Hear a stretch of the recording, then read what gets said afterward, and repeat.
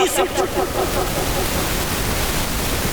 तो भक्तों, कालू नाम का मेहतर जब चला तो माताओं, आज रोहितदास ने अपने पिताजी की धोती पकड़ी है और रोकर के कहने लगा, पिताजी आप मुझे छोड़ के नहीं जा सकते, अब मैं तुम्हारे बिना कैसे रह पाएंगे। रोने लगा है तो बेटा को चलते समय छाती से लगा करके एक बात कही है कि पुत्र, कोई ऐसा पिता नहीं होगा जो अपनी औलाद को देखेगा, कोई ऐसा पति नहीं होगा जो अपनी पत्नी को देखेगा। आज मैं तुम्हें धर्म के पीछे बेच रहा हूँ। तो तारा से कहा कि तारा तू धर्म की रक्षा करता। कालू मेहतर हरिश्चंद्र को लेकर चला गया और रानी तारा रोहितदास को लेकर के वो ब्राह्मण गया। तो ब्राह्मण के घर में रानी तारा झाड़ू पोंछा भोजन बनाती। तो कालू मेहतर के घर में हरिश्चंद्र पहुंचे तो कालू ने कही कह दिया, हम तेरा धर्म नहीं बिगाड़ेंगे।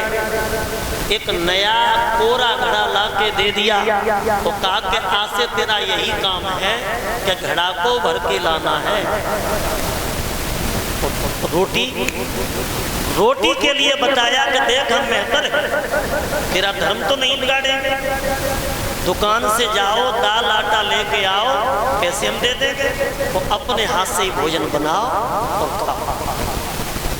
एक राजा कभी भोजन भी नहीं बनाया तो पहले दिन दाल आटा लेकर के 4 रोटी बना के सामने रखी राजा ने, और चारों रोटी सामने रख पाई तो कपटी विश्वामित्र ने एक भिखारी को भेज दिया। भिखारी ने आकर के हाथ फैला दिया, मुझे भूख लगी है। तो राजा ने सोची कि चलो 2 रोटी मैं खाऊंगा, 2 रोटी भिखारी खा लेगा, दोनों की तृप्ति हो जाएगी। भिखारी को 2 रोटी नहीं तो भिखारी बोलो, महाराज 2 रोटी से मेरी तृप्ति नहीं हो सकती। 4 रोटी भिखारी को दे दी। हरिश्चंद्र भूखे ही सो गए। दूसरे दिन भोजन बनाया और बना करके रख दिया। कपटी विश्वामित्र ने पनी का पिलौटा भेज दिया और वह पिलौटा में जितना भोजन था सब धूल में मिला दूषित कर। उसी दिन से राजा हरिश्चंद्र ने ये प्रतिज्ञा कर ली कि मेरे भाग में भोजन भी नहीं है। समय इतना खराब आ चुका है, मैंने भोजन भी छोड़ दिया और आज से मैं ये प्रतिज्ञा करता हूँ कि भोजन नहीं करूंगा। और मेरी माताओं बहनों भाइयों, 36 दिन तक भोजन नहीं किया, 36 दिन तक रोटी मत खाना। शरीर सूख करके जर्जर हो गया, कमजोर होता गया, इतना कमजोर हो गया कि शरीर पर केवल हड्डियां दिखाई देने लगी। अब तो राजा घड़ा भर के लाते हैं, फूट जाता है। कालू मेहतर कहता है कि भाई तू रोज रोज घड़ा भरेगा तो कहां से लाएंगे? बोले मालिक अब घड़ा नहीं फूटेगा। अगले दिन हरिश्चंद्र घड़ा को लेकर के घाट पे पहुंच गए, घड़ा भर लिया तो पार पे रख लिया, लेकिन माताओं इतनी शरीर में ताकत नहीं थी कि घड़ा उठा करके सर पर रख ले। अब तो सोच रहे कि कोई आ जाता तो मेरा घड़ा उठ जाता। शाम हो गई, शाम के वक्त रानी तारा ब्राह्मणी के घर से गागर लेकर के वो भी उसी घाट पे पहुंची। तारा ने अपने पिया को पहचान भी नहीं पाया, शरीर सूखकर के जर्जर था। हरिश्चंद्र बोले तारा मुझे पहचाना कि तेरा पति जो ये परिचय दिया। तारा बोले कि बेटा की याद में भोजन भी छोड़ दिया, मेरी याद में तुमने भोजन भी त्याग दिया, ये शरीर तुम्हारा सूखकर के जर्जर हो गया।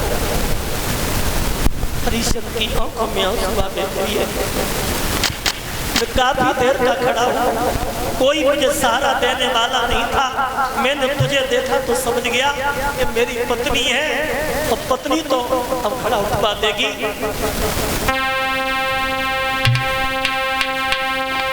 रनिया उठवाए दे गगरिया मेरी जान।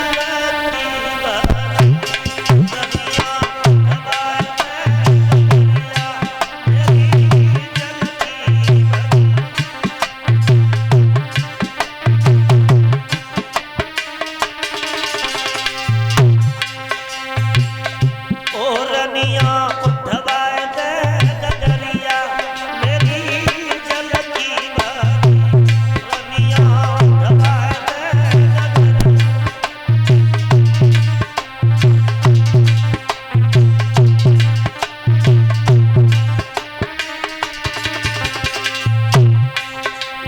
थोड़ो हाथ लगाए देरी रनिया पल पलो तय मेरो तारा थोड़ो हाथ लगाए देरी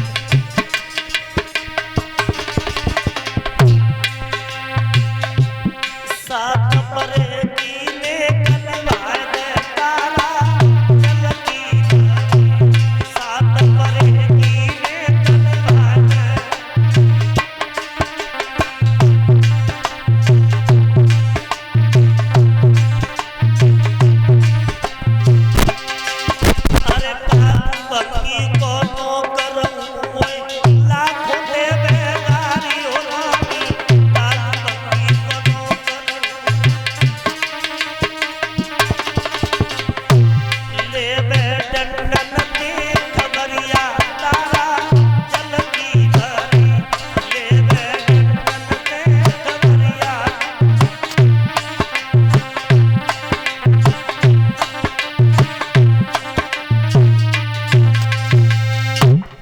मेरा घड़ा नहीं उठ रहा, घड़ा उठवा दो।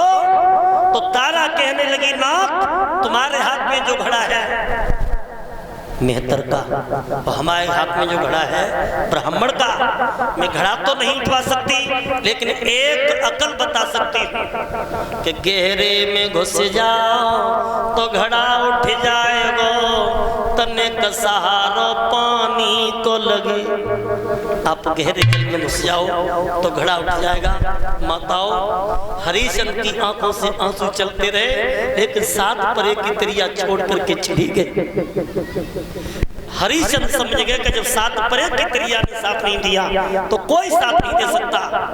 तो भाइयों गहरे जल में घुस करके घड़ा तो उठा लिया लेकिन शरीर में क्षमता भी नहीं रही कि राजा मंजिल तक पहुंच सके।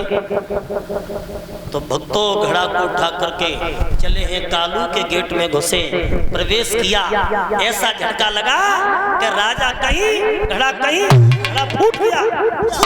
कालू मेहतर आ गया, रोज घड़ा फोड़ेंगे तो कहां से लाएंगे? बोले मालिक आज गलती हो गई, अब घड़ा नहीं टूटेगा। बोले क्यों रे तू भोजन नहीं करता? तेरे शरीर पे केवल हड्डियां दिखाई दे रही हैं, हमें तुझे देख करके तरस आता है। दुकानदार ने कही महाराज 36 दिन में केवल 2 दिन तक दाल आटा ले गया, बाकी तो आपकी निराहार सेवा करता रहा। तब कालू ने कहा कहरिया मैं नहीं जानता था कि तू भूखे ही घड़ा भरता है, तेरी ड्यूटी चेंज करूंगा, आज से तू घड़ा नहीं भरेगा। एक काला कम्बर दे दिया, कुर्ता दे दिया, लाठी दे दी कि आज से तुम्हारा यही काम है कि मरघट की ड्यूटी है और मरघट में जो मुर्दा आए मुर्दा के परिवार वालों से कर लेकर के और जो भी कुछ मिले बाजार में बेचोगे और उससे अपना जीवन यापन करोगे। देखो समय की विडंबना माताओं, कभी घमंड मत करना धन दौलत पर, कभी घमंड मत करना शरीर पर, क्योंकि बड़े बड़े राजा महाराजा हो गए, राजा से बन गए भिखारी समय की बलिहारी। अब तो हरिश्चंद्र की ड्यूटी मरघट में लग गई और मरघट में रह करके राजा मुर्दे को जलाते कर लेकर के जीवन यापन करते।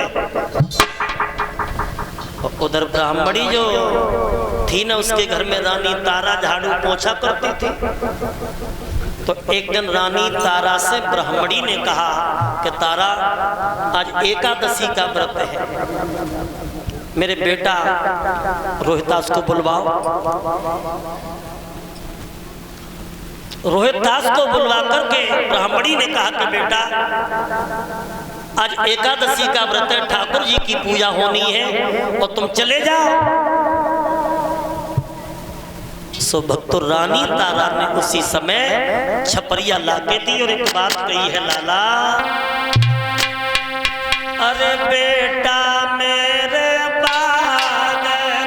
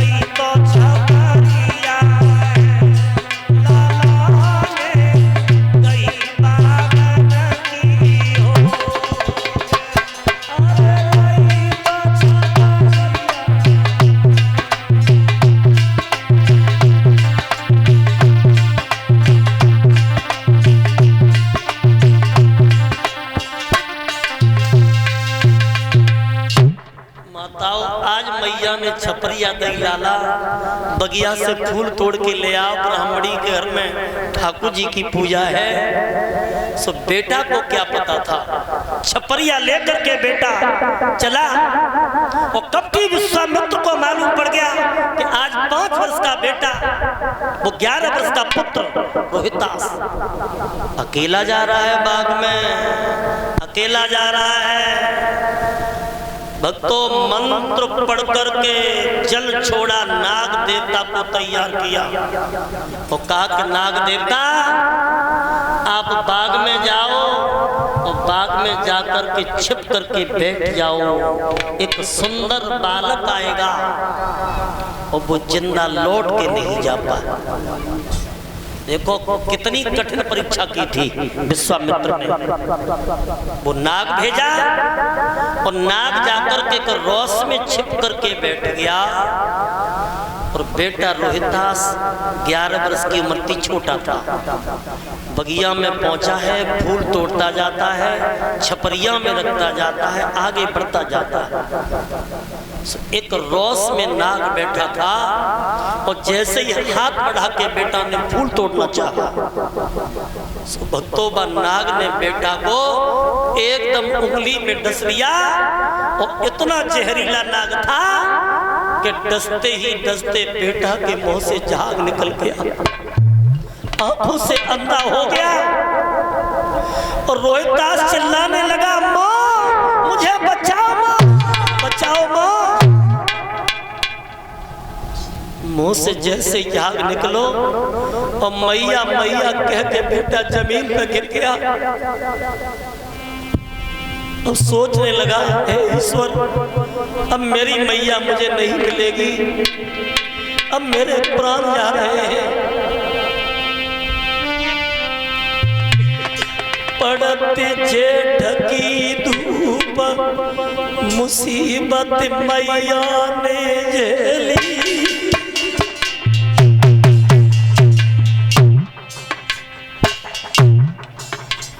मेरी मैया ने कितने कष्ट उठाए मेरे लिए। अरे मुसीबत मैया ने झेली, परदेसन के जब लखती मैया मैंने छोड़ी।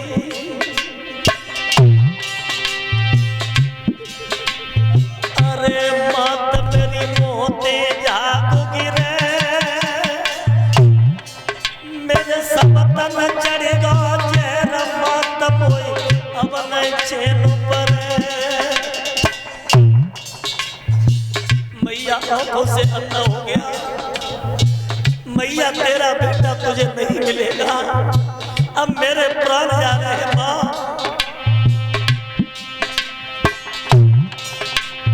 अरे काय कुवारी करवा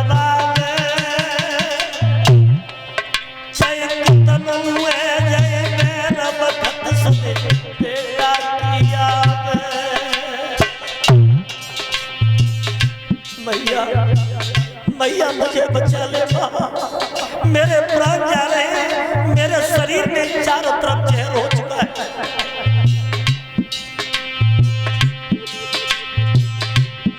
अब तो मैया मैया कहते जाने प्राण गमाए, भक्तों मैया मैया कह दो जाने प्राण गमाए।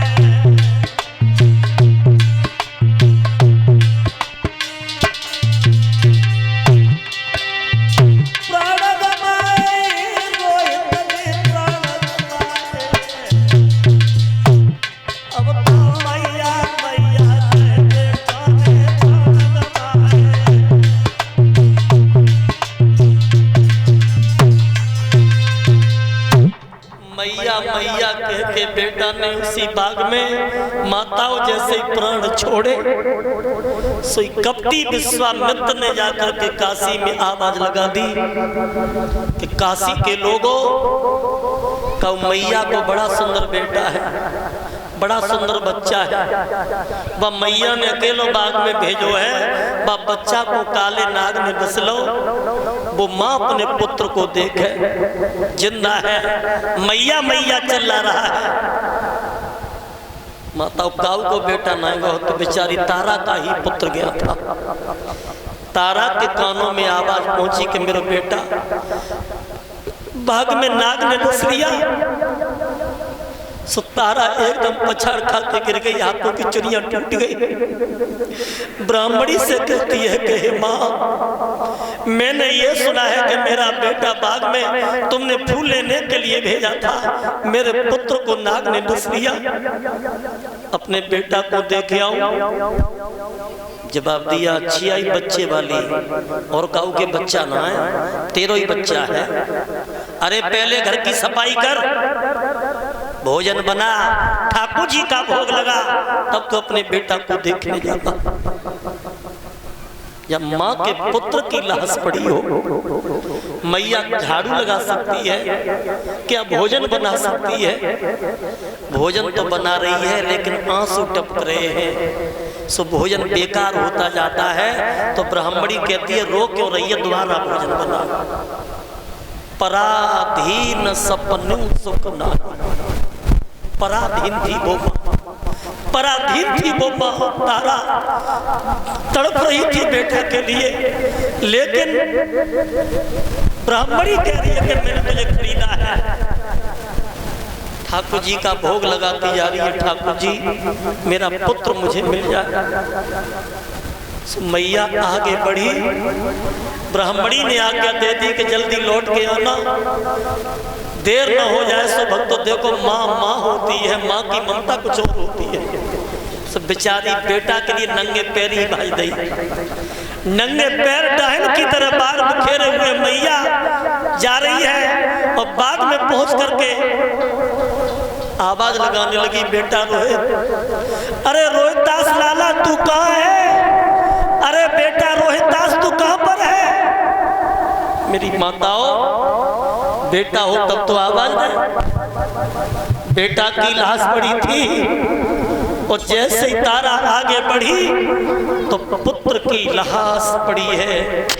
तो ऐसा लगा कि हजारों बिच्छुओं ने डंक मार दिया हो।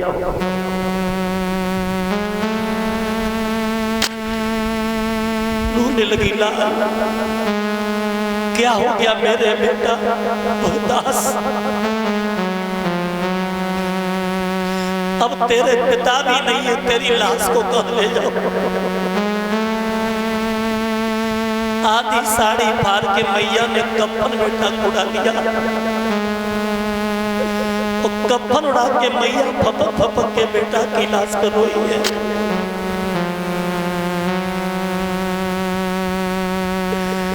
अब तो भक्तों बाग में अकेली रो रही है, कोई धीर बंधाने वाला नहीं था। तारा के भोगे लाला, चैत गर्भ में रही नींद भरी, सोई न काया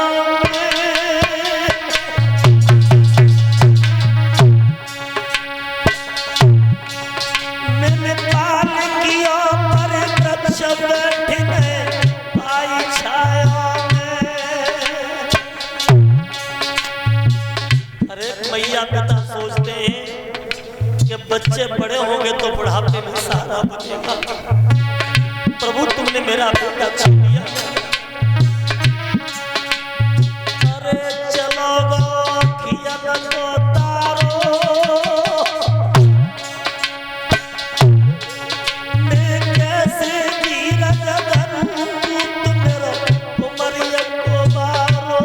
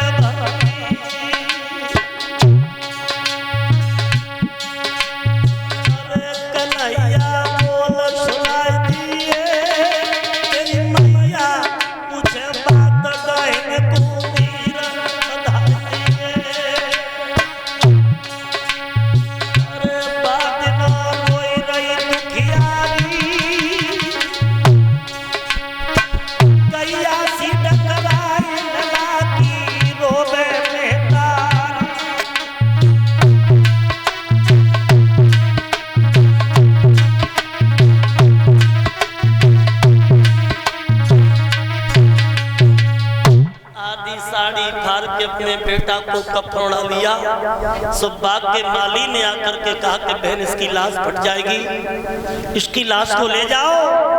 तो माता आज पुत्र की लाश, आधी रात का समय था, तारा रोती जा रही है और पुत्र की लाश उठाती है। लाला अब तेरे पिता को क्या जाकर के जवाब दूंगी।